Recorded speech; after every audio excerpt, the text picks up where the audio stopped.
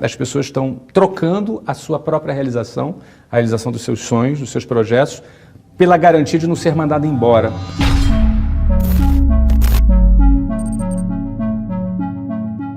Sim, vale a pena empreender. Eu sou bastante enfático em propagar com todas as minhas forças e espaço público nas redes sociais que empreender vale a pena. Isso é uma afirmação que eu faço baseado na minha experiência de 20 anos empreendendo no Brasil, baseado na experiência de ajudar pessoas a empreender no Brasil.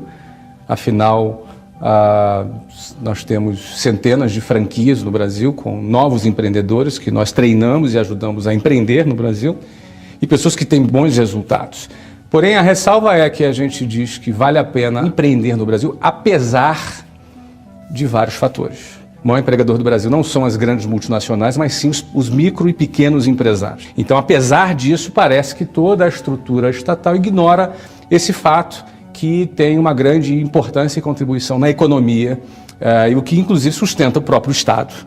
Não é? Então, apesar de tudo isso, apesar da complexa estrutura tributária, apesar das leis trabalhistas serem arcaicas e antigas e oneram bastante não apenas o empresário, mas até o próprio trabalhador, que às vezes ganha um salário e tem 35% descontado, e a empresa acaba pagando o dobro do que seria o salário bruto dele, e ainda com o líquido que lhe sobra, ele tem que pagar 50% de impostos embutidos em todos os produtos.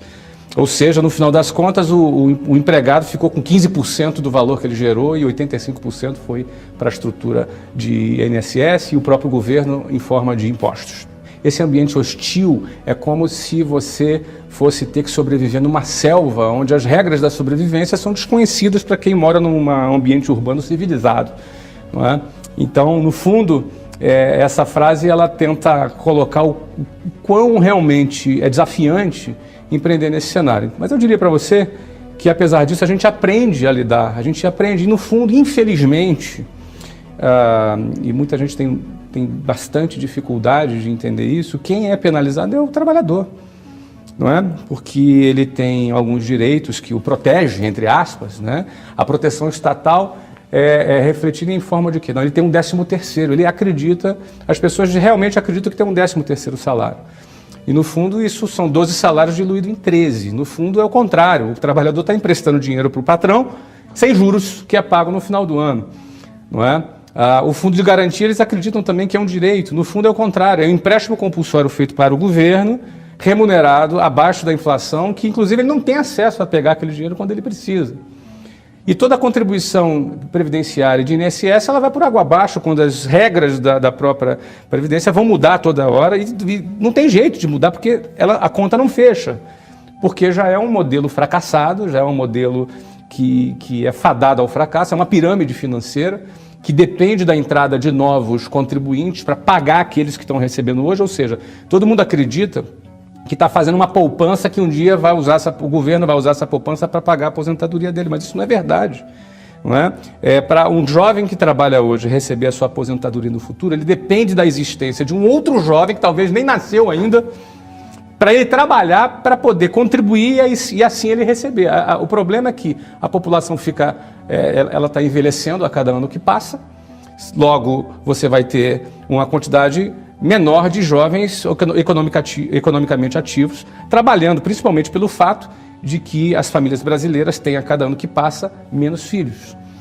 Ou seja, essa conta não fecha e não vai fechar. E as pessoas estão ali contribuindo e o pior, não tem a contrapartida que deveria ter. Ou seja, em vez de ter uma escola de qualidade pelos impostos que contribuem, não tem. Aí tem que pagar a escola privada. Paga de novo. Plano de saúde, não é? A parte da segurança pública, então, é um caos. Esse é o cenário, não é para amador. O Brasil não é para amador. Agora, eu digo que o empresário, ele aprende a trabalhar, ele aprende a sobreviver nessa selva. Mas o que realmente me desperta um grande lamento é pelo cara que trabalha, que ainda, em alguns casos, acredita que está sendo protegido, no fundo, ele está vivendo num sistema onde o poder de compra dele é menor, porque ele ganha menos dinheiro, poderia ganhar mais e ganha menos. O empresário perde, mas ele sabe sobreviver na selva. Não é? O trabalhador não tem alternativa. Ele é o que mais perde. E perde ainda com síndrome de Estocolmo, apaixonado por aqueles que o sequestraram. não é? Na realidade, todo esse sistema que é patrocinado pelo Estado sequestra o trabalhador e ele fica refém desse sistema, né? Isso tira completamente o poder de compra das pessoas, principalmente da classe média. Eu acho um desastre a educação no Brasil, não é? As empresas cada vez mais têm dificuldade de ocupar as vagas, e você tem muita gente desempregada e você tem dificuldade de ocupar as vagas. Porque, infelizmente, o sistema de ensino ele não prepara as pessoas para o mundo real.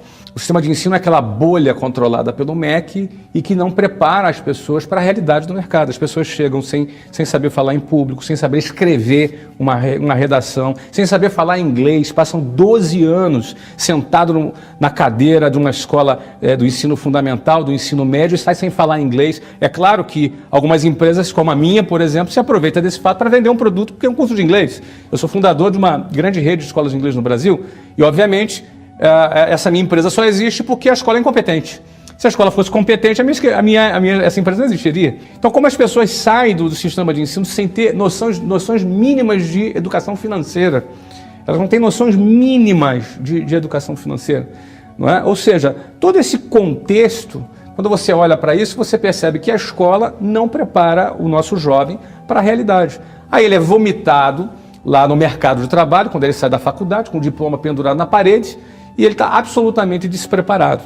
Então, as empresas cada vez mais têm optado em fazer a sua própria formação, ter que escolher bem, peneirar bem para tentar encontrar alguém com algum preparo, mas a gente tem que acabar preparando mais as pessoas, porque, infelizmente, a preparação feita pelo modelo de ensino é muito fraca.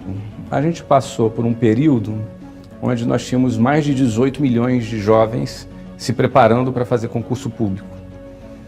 Eu não tenho nada contra o serviço público, acho que é importante existir pessoas capacitadas no serviço público, mas acho que 18 milhões já é demais, não é? Eu acho que já começa a existir uma coisa que antecede a essa escolha, que é uma cultura, que é a cultura do funcionalismo público, é a cultura da dependência do Estado, da busca pela estabilidade, como se isso fosse o que fosse nos realizar. As pessoas estão trocando a sua própria realização, a realização dos seus sonhos, dos seus projetos, pela garantia de não ser mandado embora.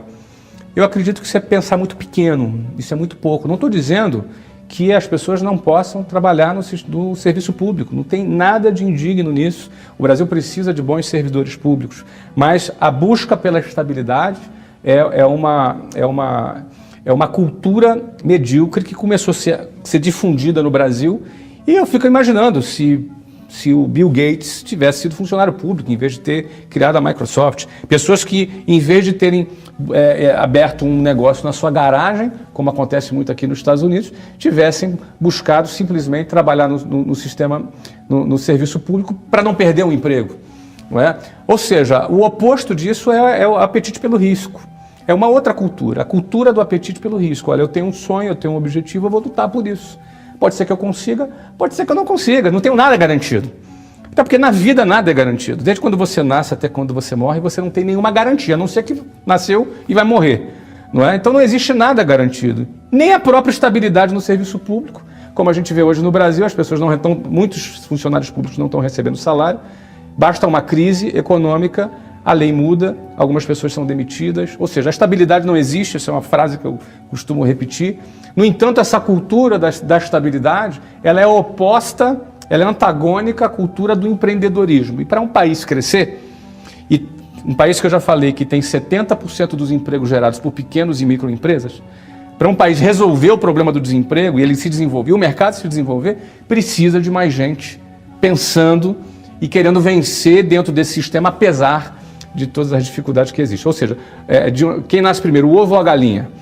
Quem nasce primeiro é a mentalidade do empreendedor. É o cara que no meio do caos ele vai conseguir enxergar uma saída, ele vai ter a coragem de abraçar essa saída e ele vai, no meio da lama, despertar ali uma flor bonita, ou no meio do deserto ele vai criar um oásis e a partir daí as coisas começam a se desenvolver. Ou seja, as pessoas têm muitas vezes a impressão que tem que estar num lugar perfeito, num lugar de ambiente econômico perfeito, de ambiente político perfeito, que aí sim agora eu posso empreender. Não, não é verdade. Tem gente fracassando na Noruega, tem gente fracassando nos Estados Unidos, na Singapura, e tem gente vencendo na África, tem gente vencendo no Brasil, tem gente vencendo em países que têm um ambiente muito menos favorável. Então, quem nasce primeiro entre o ovo e a galinha é a atitude empreendedora que nasce primeiro. A partir daí, as outras coisas elas acontecem.